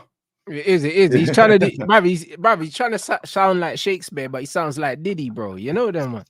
Like, and this Man is what said, I've got to grab him, yeah, from behind. I make sure I don't and clip push his wings, him. man. I got to grab him from behind and that, bro. Yeah, That's what I'm push saying. him. And when being pushed, you have to grab him right behind to make sure he's always stable and protected. Fuck off, man. Bro, It sounds like Diddy. I can't lie. Bruv, that's what I'm saying. He tried to sound mad poetic, but it sounded ultra zesty, bro. You know what I'm saying? And this is just what it is. So it'll be interesting, yeah. Like, I think that he should start him, but Newcastle, is it at home or away? Away. Newcastle away is not an easy fixture. Newcastle at 12:30 home as well. Early kickoff. Yeah, 12:30. Newcastle at home are different. They're different at home. Mate, last year we different. had no shots on target, lost 1-0 to a dubious goal. So all the top boys, all the super gooners, all the clickbait merchants on this platform, they're all giving it, revenge. We're going for revenge. How can you have revenge when it's a different season? Yeah. It makes no sense. If it was the same season, I'd understand. Yeah, cool. Yeah, you fucked us up. Cool. Now we're gonna F you up. Yeah, but how can you have revenge in a different season? Facts. That makes no sense to me. Yeah, revenge. Like, bro, what are we doing? They ain't won a trophy for 67 years and we're going for revenge. Is this where we're at? Like, how about have a shot on target this year? Yeah, how about that? Yeah. Like, if we have one shot on target, it's an improvement from last year. Like, it does have banana skin written all over it, bro. It does. Facts. And that's why, like, do you think that he's got the bottle to start, Ethan? Because if you do end up dropping points, does he become the scapegoat? He won't start Ethan, bro. I'll tell you exactly what our lineup would be. He's making out Ben White's not trained, so he's 50-50, yeah? Same with Gabriel. Yeah, but I think both will start. I'd say Gabriel's got more chance, but... Yeah, I think Gabriel plays from what I've heard. Yeah. Ben White is umming and ahhing, and he said... He said Gabriel chained. No, well, the press conference he did, I don't know what time he did he said Gabriel... He said Gabriel, if Gabriel trains, he's going to play. That's what he said. He didn't say Gabriel trained. He said if he trains, he's going to play, but that sounds to me like he's going to train. He said similar about Ben White, but he said we need to see how he is after the training. So, right, okay. I don't know, but if I'm going to tell you his starting 11 right now, David Raya, Timber, Gabriel Saliba, Ben White, midfielder be Partey, Rice, Marino in the 10. And then he'll go Saka, Martinelli at 29, because he'll have them three lads in the middle that are all defensive, and we're going to go and hope that we can get it to Saka and do something. Yeah, and that's exactly what we'll do, bro. We'll have 4 centre-backs, 3 defensive midfielders, Saka, Martinelli, and 29. And that'll be exactly what it is. Come on, get the 108, man. Come on, 9 subs, yeah? That'll be what our starting 11 is. If it's anything, if he starts Ethan NWANERI, fair play, but I don't think he'll start him in an away game at 12:30 when we have to win, bro. If we lose that game, we're done. Yeah. You're cooked Yeah, if you lose because that. if I think Liverpool will beat Brighton at home, yeah, and I think Man City are somehow scumbag a win against Bournemouth away, even with all their injuries. They'll find a way. You know, so you've got to say they've both getting 3 points. If we lose this game, bro, we're finished. Yeah, and then we've got Chelsea away next, and we've got Inter in midweek away. Yeah, and if we Ooh. lose to Inter in midweek as well, yeah, don't rule us not qualifying out the Champions League automatically. We've got Sporting away soon as well. Yeah, luckily for your manager, he's ducked that one, didn't it? Like, he said, fuck that, I'm leaving. Yeah. Yeah, he didn't want the revenge from Arteta after knocking us out the Europa League a few years ago. So I mean, yeah, we got Newcastle away, Inter away, Chelsea away. That's a big 3 games. If we lose all of them, we're fucked, mate. I don't think we will lose them all. I think we'll draw tomorrow. I think it'll be 1-1, 1-1, 2-2, something like that. Inter Milan, I think we'll lose. Chelsea, I don't know. They're a weird team, bro. You could either bang them or get banged. That's it. Chelsea are going to be the exciting team of the season, bro, because they're going to score and concede goals in most games. Yeah, I don't know. That Chelsea game's the thing with Chelsea is they've got so many players that are good in a forward position, but their defense stinks. But then we're not clinical enough to attacking wise. So I don't know. And last year they were worse. Yeah, and we only drew 2-2, and we were better. So I don't know. Yeah, it's a weird one. I can't lie. But yeah, you lot have got Chelsea this weekend as well, isn't it? So that's going to be interesting. They got the thing is, Man City. If you look at Man City's fixtures and Liverpool's fixtures, bro, up until Christmas, all of us have got a run of fixtures that are mad tough. So when I say like we could be done if we lose to Newcastle, well, we might be back in it in 2 weeks. True. That's the beauty of the Premier League, though, because everyone's got the capabilities of winning games against each other. You're never truly out of it. Like a run of 3 wins, always changes the complexion of the table, bruv. The league's crazy. Everyone's quite close together. Like even us, even though we're like 14th, if we put 3 wins together, do you know what I mean? We're probably in the top 8, bruv, or top 6 even. You get me? We're only 7 behind us. If you beat Chelsea and we lose to Newcastle, that's 4. You see what I mean? Then we got Chelsea. I don't know who you got after that. Who you got after Chelsea? I don't know, because there's an international break coming up in it, and then the new manager comes in. No, you got another game before that, another league game. Let me have a look. You've got Leicester. Yeah, Leicester again. Yeah, you got PA, okay, and then you got Leicester. You should beat Leicester, but if you beat Chelsea and Leicester, and then we go and lose to Newcastle and Chelsea, you're 1 point behind us. Shit. And you're 14th at the minute. That's how quick it can change. But this is what I'm saying. So because of that, brother, like I'll be real, like just momentum's so important at this point. Like if we can remain unbeaten until the new manager comes in, I'll be happy. And I think we can. I think the new manager bounce, we can get a point against Chelsea. Do you know what I'm saying? I don't think Chelsea will win that. I think that's got draw written all over it. He drew last season, didn't it? Cole Palmer. Or did he win? No, he won it. 4-3. Oh, yeah, he did. 4-3, yeah. But your fixture, I'm looking at your fixtures when that manager comes in, though. Like we got a nice run. It's only you lot. Ipswich, Bodo Glimt, Everton. Yeah. And then you got Arsenal. That's a late kickoff as well, 8:15. Where's it? Are you lot scaff or at ours? Yeah, it's at ours. All right, cool. I'd rather it be away, though. Bro, our home record's not great in comparison to our away record. But we'll be looking forward to add to that, bruv. Don't worry. Which is why I think like Newcastle's a weird game as well, because they've drawn 3, lost 3, and won 3. And they've only scored 9 goals. Yeah, so that's not going to be a high-scoring game tomorrow unless we go on a rampage. Which I don't see us doing, and it'll be the first time we've done it all season. Yeah, so I don't know. Our home record, like, bro, we've conceded 10 goals this season already. You've conceded 11. Your defensive record's not much better than us. Yeah, you conceded 1 goal more. Yeah, that's it. So I can't lie, bro. The fact that my manager's already beaten you lot, in the Champions League, he knows how to set up. He knows how you play. Europa. Oh, sorry, Europa. You know what I mean? Halfway line goal. He's already beaten you in Europe. Do you know what I mean? So yeah. So to be fair though, that team had fucking. I think it had Xhaka in it. It had fucking Ramsdale in goal. It weren't great. Let's be real. I hear that, but you lot were playing better football then. You know what I'm saying? So to be honest, we got very lucky in the away game. Yeah, Xhaka, one of their midfielders got sent off. I think it was that Morita guy. He got sent off. Yeah, mad unlucky to get a second yellow, and that put him out the second leg. Yeah, but I think we were losing twice in that game, and then Xhaka salvaged the draw.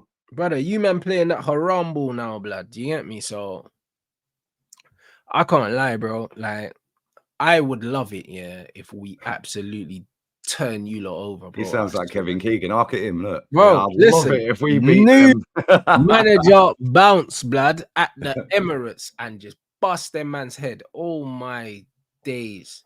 Like, hey, the scenes, man. The scenes. Don't worry, yeah, you must. Yeah, because I'll be coming here with the shades, mate. Yeah, don't worry No, about it's that. not about you must, bro. We don't must anything, bro. Listen, yeah. Listen, you had your free hits, Lee. Now we got free hits, blood. Now, do you know what I'm saying? It is what it is, but no, I would absolutely love it if we slap you lot, man. Oh, you ain't slap. Nobody slaps us, really. Not now. Like, nobody. What was our biggest defeat last season? I don't know. Nah, you man are stinkers, bro. You don't really get slapped. No, we don't get slapped. Yeah, I think our biggest defeat last season was maybe in the league. I think it was 2-0. I think it was West Ham 2-0. I don't know. 3-0. Who was that? Who was that? Oh, West Ham. Yeah, Fez. Yeah, you lot are serious. We lost 2. Yeah, we lost 2-1. Oh, sorry, 2-0 to West Ham. Yeah, but that was a League Cup game, that 3-1. Yeah, we lost 2-0 to Villa, 2-0 to West Ham, and Raya saved the penalty right at the end. Yeah, Rice gave the penalty away. And then Raya saved it, so it could have been 3-0 at the Emirates. Yeah, I think 2-0 was our biggest defeat, or by 2 goals was our biggest defeat last season. And nobody slaps us anymore. So I don't know, man. I don't know. We're just boring, man. We're just boring to watch, bro. Like when I watch like Barcelona this season, and Girona last season, yeah, when I watch some of the football Brighton play, I know they don't win fuck all, but like it's nice to watch. Do you know what I'm saying, bro? I watched FC Como versus Lazio last night. Yeah, what a game of football, bro. Cesc got put in the bin 5-1. Yeah, at home. Their goal, by the way, check their goal out. FC Como's goal was a joke, mate. What a goal. Yeah, what a goal. Edge of the 6-yard box, bro. Backing in, yeah. Chested it down. Sideways, scissor volley, back stick. Yeah, unreal goal. Yeah, Pedro scored a sick goal. Yeah, but 2 red card, bro. That game had everything. That was the best Serie A game I've actually watched for about 2 years. Yeah, because every time I tune into that Serie A, bro, it's shit. Yeah, Tavares. Yeah, Tavares. I enjoy Serie A though. I actually enjoy it, bro. Yeah, you must pick the better games, bro. Because every time I watch it, it's crap. Yeah, I only watch really Inter or Juventus. That's why. Yeah. Did you do the 4-4? No, and I didn't. And the reason why I didn't, because I was watching another game. I was fuming. What game were we watching at the time, guys? Oh, was that the Leverkusen game? I think so. Because I think you redirected to me that night. Yeah. From the Bayer Leverkusen. Yeah, I think Bayer Leverkusen against Bayern Munich. Yeah. Yeah, No, bro.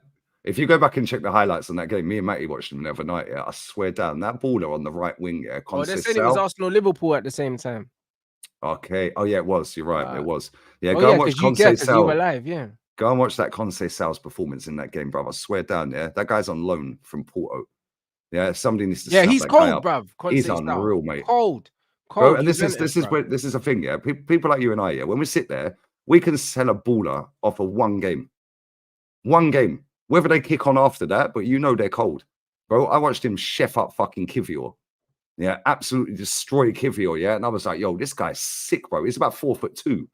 Yeah, but he's got a quick burst over 5 yards, yeah? He's so techie. He's kind of similar to like Pedro Neto, like that little explosiveness, left foot, low center of gravity thing. Do you know what I mean? He's cold. I can't lie. He's when they're on a counter attack, yeah. Me and Matty were sat for about 6 hours behind stage the other day, yeah, and we were just going through all of the goals around Europe for the last couple of weeks, yeah. And we watched the highlights of that game, and I said, Matty, pause it right there. I said, watch here, Matty, big up Matty in the chat, yeah. Yeah, man pulled 3 players out of position, bro. Exactly, Matty. Do you remember when he pulled out to the wing? I said, normal wingers would have run across the centre backs, yeah, and got in the way. My man just said, no, fuck that. I'm running out to the touchline, yeah. And he's so intelligent. If he runs out to the touchline, he's got 2, 3, 4 yards, yeah, to run at you. Then you're finished, yeah, because he's so good with left and right foot, and he can sit you on your bum, yeah. And his crossing is insane, bro. Yeah, that guy's a sick baller. But then you go, oh, he's got no GA. Yeah, this is what it is with these new school fans. They don't rate him because they ain't got no GA, bruv. Yeah, there's a geezer who plays for Villarreal right wing, Ilias, yeah? Moroccan G, yeah? Bruv, that guy has got no GA. He's fucking cold. Yeah, but bro, bruv. even the GA thing, what about Rodgers at Aston Villa, bro? Like he's been warm, yeah, for the whole season, and he wasn't getting stats. But everyone that watched Aston Villa understood that he was the most dangerous brother in that team. Do you know what I'm that guy saying? put a leash on both of our midfielders and walked them around saying, "Bark, bitch." Bro, Literally, but he didn't brother, win the you game, see so Morgan, nobody cares. bruv, you see that Rodgers, you see in this Amorim system in one of the 10 roles. Oh my days, he would absolutely He's a bowler. flame. He's a proper bowler, bro. He would I've never watched flame, him bro. before, yeah. Right, and Yeah. he played us. We won the game, yeah, this season, bro. I've never seen Thomas Partey and Declan Rice, yeah, eating grass like that, face planting the floor, bro. Bro, he literally dog walked a pair of them, yeah. And I said, like, we won the game in the end, and I said, yo, I said, I don't care. We ain't leaving Aston Villa until we take that guy. Yeah, put 50 M's on the table now, 60 M's, 70 M's. That guy's a baller, bro. Yeah, and that was the first time I'd ever watched him. And then since then, I've watched him, and he's been sick, bro. Yeah, because you can tell, innit? When you know football, yeah, you can tell whether a player is decent or not. Yeah. Yeah, we don't get every single player right, of course. Yeah, but 9 times out of 10, we're spot on with our ball. No, but to be fair, you can get it right, bro. Like the thing is with me, yeah, I know ballers, bro. Like how their careers pan out is a different ball game. Do you know what I'm saying? How your career pans out has very little to do with your ability and a lot to do with your application and what you do off the pitch. Do you know what I'm saying? Like there's loads of guys that are ballers, yeah, but because they don't live the right way or they make one bad decision, Poor maybe career that's choice. just maybe that's just going to the wrong club. Look at Joao Felix. Joao Felix is a baller, but he's made bad career choices. Do you know what I'm saying? So it's one of them. Yeah, bro. So it's one of them things where like it's not hard to see a baller. Just because a man's a baller, that doesn't mean they're gonna have a great career. Like the two things are not mutually exclusive. So because of that, like I haven't really seen a footballer that I've looked at and said, yo, he's a baller, and I've turned out that he's not a baller at all, bro. Like it's not, bro. I was in the minority with the Jackson stuff earlier. Oh yeah, mate. I was cooking him. I was getting flamed for my Jackson. I see Jackson at Villarreal, and I was like, he was stinky at Villarreal. Yeah, he was average at Villarreal. You could tell that he was just like overdoing it. Yeah, he was trying to impress too much, and that's what he did when he came to Chelsea. That, like I said earlier, when he scored them 4 goals, right, that totally changed his career. Yeah, them 4 goals gave him the like, yo, I can actually do this. Yeah, and now he's got a manager in there that's just going, yo, calm everything down, bro. You don't need to rush everything. Yeah, and this is the problem with a lot of these players. Yeah, they do too much and they overthink stuff. Yeah, and then by the time Walcott was the same. Yeah, if Walcott was 1-on-1 with a goalkeeper, he's missing it most times, bro, because he overthinks it. But when it was instinctive, bang, it's in the back of the net. Yeah, when it comes to instinctive finishing, Theo Walcott was lethal, bro. Yeah, that goal he scored against Chelsea, he put everyone on their bum, bro. And we're talking like prime. Oh, the one where he fell down, got back up, and went round, man, and lifted it over the keeper. That's prime one of John Terry, prime Petr Cech. That's one of the best goals I have seen, bruv. Are you on about the Newcastle one or the Newcastle one? I think that was the hat-trick goal as well, bruv. He chipped the goalie, from mad close, but he fell down, got up, kind of just slalom through. He was off balance and then dinked it, bro. That goal was sick. I don't care. Like that goal was unreal. But then he'll go clean through 1-on-1 and he'll miss. Yeah, because he's overthinking it. Where do I put it? Do I go on my left? Do I go on my right? Too much time, innit? Instinctive. Yeah, and the same with a lot of players. Yeah, but you're right. Most times I get it right with ballers. Yeah, like most times, bro. There's so many cold wingers in the La Liga. Yeah, there's a guy at fucking Valladolid called Morro. Yeah, he's a baller, bro. Yeah, the guy at fucking Las Palmas. Yeah, Malero, baller. Yeah, but nobody will look at them because they've got no stats, bro. Yeah. So when I'm doing them leagues and doing them games, why are you watching these shit games? Yeah, watch these players, bro. Because then what will happen is teams like Brighton and West Ham are going to get these players. Then everyone, yo, where'd they get these guys from? Yeah, they're getting them from these leagues, mate. Yeah, facts. Yeah. And these are the same guys that you turned your nose up at when they were 2 million. Yeah, Alex Baena, is one of the coldest midfielders in world football. And he's not even playing midfield, he's playing wing.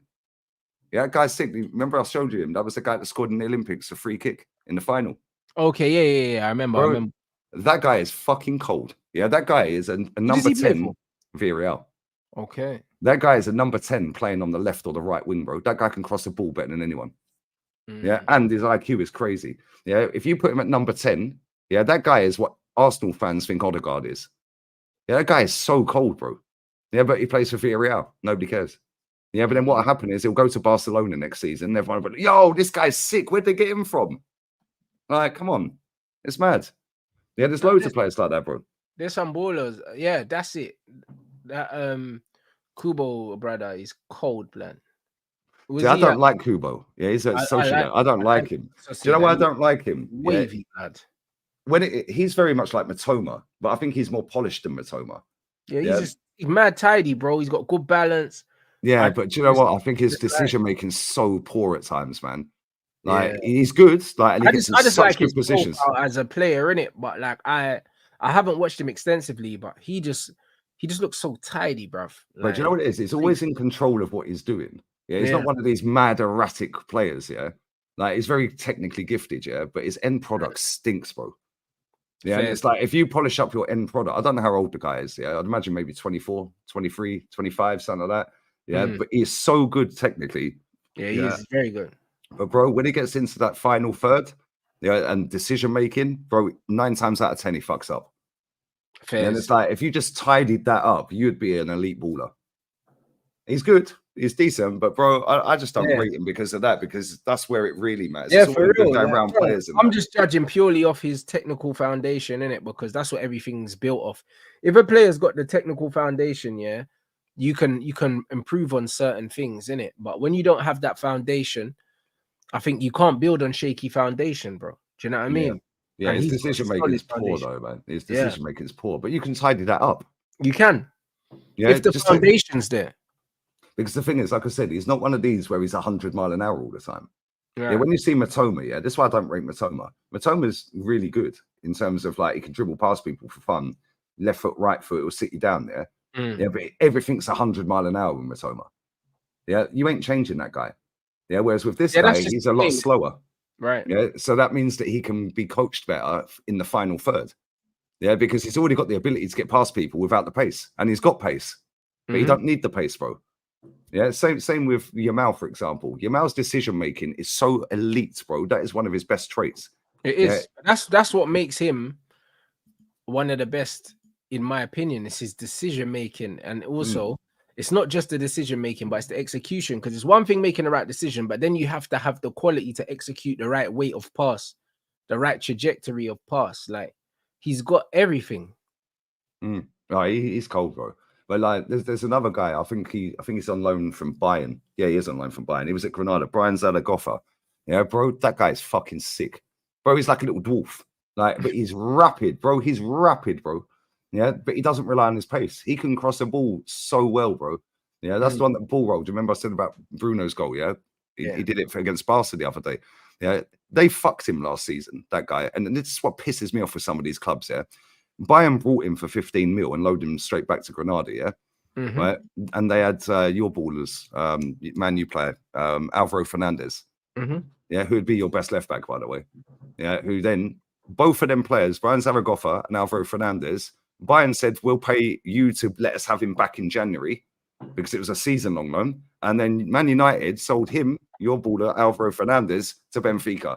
That was that Granada. Fucking idiot Ten Hag's decision also. Yeah, that fucked Granada. They got relegated. If they had stayed, them two players, I reckon they would have stayed up. It would have been tight, but they probably would have stayed up, yeah?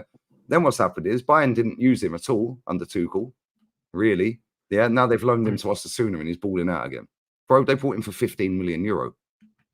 Yeah, bro, he's sick, unbelievably sick. But again, if you look at his stats, it's not statting, bro. You know what I'm saying?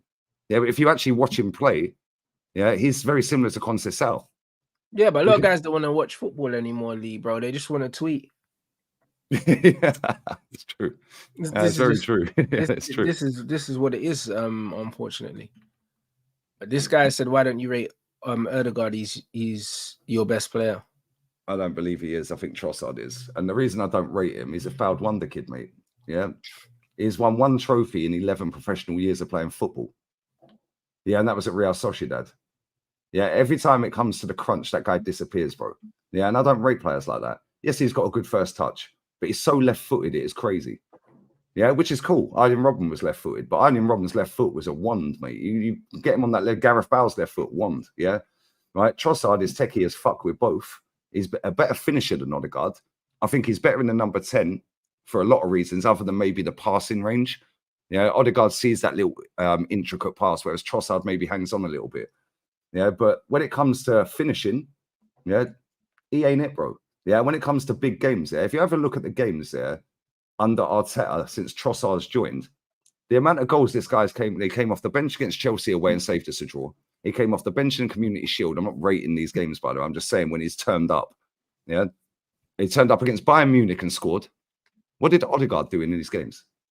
Yeah, what did Odegaard do against Aston Villa? Oh yeah, listen. In terms of big game impact, yeah, I can't remember him having big game impact for you anyway. Like to be fair, yeah, I get that argument.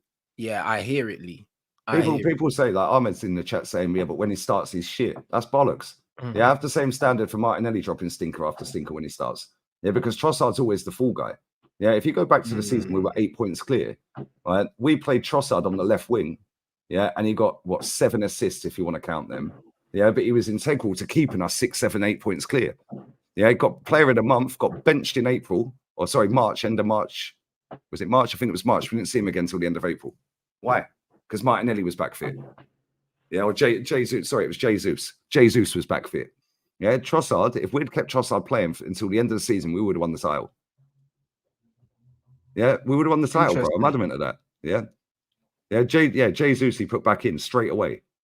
He offers nothing outside of finishing. I disagree. Yeah, I disagree. What does Odegaard offer? Yeah, all he does is just fucking skip around, dropping a shoulder, like doing a skanky leg and all that. Yeah, taking too many touches in the box and then pings it straight off the first man. Right, bro, Odegaard's rubbish, bro. I've seen Bergkamp at my football club, Merson. My football club, bro. That guy ain't it, bro. Yeah, and like I said, that Alex Baena is levels better than him, bro. Levels. Yeah, there's a reason Madrid binned him and kept Dani Ceballos. No, I hear it. Yeah, I like Odegaard in terms of like when he's good. He's very similar to Ozil in that respect. Yeah, when it's going well and Arsenal are purring, he looks amazing. Yeah, and Ozil was the same. When you're up against it and you have to turn up second half against Villa, because the first half he was insane. Yeah, first half against Bayern, best player on the pitch.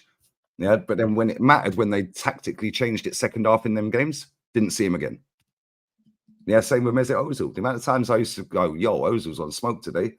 Little tweak of tactics. Didn't see him second half. Yeah, and then you go and lose the game. Yeah. Santi Cazorla, levels above Odegaard. Levels above Odegaard, and he weren't even a 10. Like, bro, this is what I'm saying. Like, there's so many players. You're spot on, but I think that's down to the overall quality of footballers in the game. I'll be real, Odegaard is only good in this era. You're right. If you compare him to Nasri, Cazorla, Rosicki, all these guys, yeah, he's not better than any of them. You're right. He's not better than Ozil. He's not better than any of these guys. But in the modern game, you know what it is with Odegaard, yeah? His game just is aesthetic, but he just, yeah. He's mastered the art, Rants, of looking busy without doing anything. That's all it is. It just looks good, innit? But when you actually look at the underlying thing that he does, it's not that impressive. He just runs around. He's the first line of press. He's the first press. Yeah. Yeah. He does the arm waves and the hair flicks. Yeah. It's just passion. Yeah. Yeah. Wilshere was levels better than him. Yeah. Yeah. Wilshere was levels better than him. He has mastered the art, Rants, of doing fuck all in a game, but making himself look good. I have to admit, like, his aesthetics, like it cons people, innit? Do you know what I'm saying? Because he's got a work rate and he does things that look really tidy. But when you look at the underlying level of what he does, it's not impressive. No, Ramsey was better than him. Facts. Ramsey was better than him. Yeah, Ramsey. The one thing I rate Aaron Ramsey for, that guy always delivered when it mattered. Yeah, cup finals, bro. Turned up 2 cup finals, bang. Yeah, big games. Aaron Ramsey would score a goal, bro. Yeah, he'd always score against Tottenham, against Liverpool. He'd score goals against the top 6 teams when it mattered. Yeah, and we were shit back then. Let's just be real with it. Yeah, we were going up against record-breaking Chelsea. Bro, he turned up and won us a cup final. Santi Cazorla and him, won us a cup final. Santi's goal when we were 2-0 down to Hull in 2014, slapped it from 35 yards in a cup final. One of the best cup final goals ever. Yeah, and then who scored the winner? Aaron fucking Ramsey. And every time Ramsey was playing shit, he always wanted the ball. When Odegaard's playing shit, he hides. Yeah, every time. I'll never cuss Ramsey. Never cuss Ramsey. I didn't rate him that highly. Yeah, I don't think he's a legend of our club. He's an FA Cup legend, but he's not a legend of our club. Yeah, but the one thing about Ramsey, I'll always give him credit for, even if he was dropping a stinker, bro, he always wanted the ball. Yeah. Whereas Odegaard, if he's dropping a stinker, mate, he disappears. Yeah, you don't see him. He don't show for the ball. He hides. Yeah, and I don't rate players like that. Yeah, that tells me you ain't got the mentality. Yeah, there's a reason, yeah, that they ain't qualified since he's been in the Norwegian team for a tournament. And if you look here, when he got injured, yeah, I think the very next international break, I think they slapped someone. It was their best performance they've had in years. Why? Because he ain't in the team, bro. He slows us down. Yeah, he's a decent player. Yeah, these are uncomfortable conversations, but yeah, the international record is spooky also. Yeah, because if you look at Ramsey's international record, bro, he's doing it with Wales. Yeah, but there you go. But that's why I rate Gareth Bale so highly, because like Gareth Bale showed, yeah, cool, he played for Real Madrid, yeah, but bro, he also played for Tottenham. Do you know what I'm saying? He played for Tottenham and he played for Wales. Do you know what I mean? And he was doing it in struggling teams, bruv. Tottenham was a 2-bob team and Wales were a 2-bob as well. And he was doing bits. Semi-final. But and the two main stars of that team, I know they had some other decent players. Yeah, like it was Ramsey and but they had a lot of championship Joe players Allen, and stuff like that. championship players, exactly. Yeah, when you look at that Norwegian team, bro, they got Sorloth, Haaland, and Odegaard. Yeah, Sorloth was the second top scorer in La Liga last season. Haaland's fucking Haaland, and Odegaard's apparently one of the best number 10s in the world. He ain't even a number 10, bro. He's an 8. Like, let's just be real with it. Again, another player that's playing out of position because of this manager. He's not a 10. He's a fouled wonder kid, bruv. Yeah, he's a fouled wonder kid. That's all it is. Yeah, if he was any good, Madrid don't often F up when they get rid of a player. Yes, there is instances of that. Di Maria, maybe. Robin. Yeah, but more often than not, they get it right. Yeah. Yeah, and let's be real. Would Real Madrid want him back right now? The one thing I will say, is the 30 million we bought him for. He's worth more than that now. So well done. Yeah, we'll get more. If we was to sell him, we'll get 70, 80 million for him. Yeah, but I don't care. It ain't my money, bro. It ain't going in my pocket, is it? Right. Yeah, I just don't think he's that good, bro. Yeah, and I've seen proper 10s. I've seen proper 10s at this football club. No, I can't argue that, Lee. I think you've put forward a good enough argument. I actually agree with you. The best number 10 in the league is Cole Palmer at present. I don't think that can be debated at present. Yeah, nobody's jumping out other than Palmer, really. Let's be real. Yeah. KDB is not even a 10, really. He's definitely not a 10, KDB. And right now, he's not even playing. Yeah. And his legs are gone. His legs went last year. So Grealish would cook at a 10, but Pep ain't gonna play him there. Yeah, but he doesn't play there in the league, unfortunately. So I can't even have his name in there, bro. And Pep's not even starting him week in, week out. It's Cole Palmer. Kulusevski playing in the 10's decent this season. Yeah, Kulu is a 10 anyway. He's a baller. Yeah, but they wasted him again, playing him on the right wing. Yeah, Madders, I like Madders, but he's fallen off a cliff this season. I don't know if injuries have maybe caught up with Madders. I'm not even the back end of last season. He was stinky, and I rate Maddison. I think Madders is better than Odegaard. Yeah, so do I. But I don't know. I don't know what's happened to him. Maybe it's the injuries. Yeah, maybe, or maybe he's realised what he fucked up by going and Tottenham. His heart ain't in it. That too. That too. You know he's been trash. He's been absolutely trash, mate. Yeah, he had the good first 3-4 months at Spurs. Yeah, when they were flying on top of the table when Ange got there. And then after that, he got injured and he ain't been right since, mate. He's not looked the same player. Yeah, fairs. But yeah, Kulu's done well. But yeah, I agree. I think Palmer's the best 10 in the league right now. Yeah, without a doubt. Without a doubt. Big up, guys. Make sure you run up the likes. I'm going to redirect to Don. He's live doing a preview with Saeed at the moment for the Chelsea Man United game.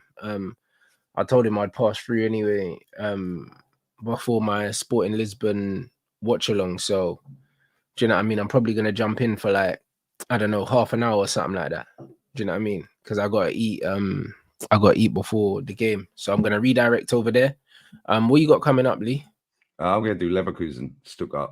That kicks off in 37 minutes. Sick. Yeah, I was going to do that, but I'm doing the Sporting one instead. So, yeah, big up everyone. We're gonna redirect over to Don's channel right now. Yeah, and 100, then mate. yeah, I don't know, I haven't checked. And then we're gonna nah. We're like 9 away still, but Come on, man. Sub to RANTSx channel right everyone now. here's probably subbed, but yeah, man. I'll be back at 8 p.m. for the sporting game, guys. Big up everyone inside.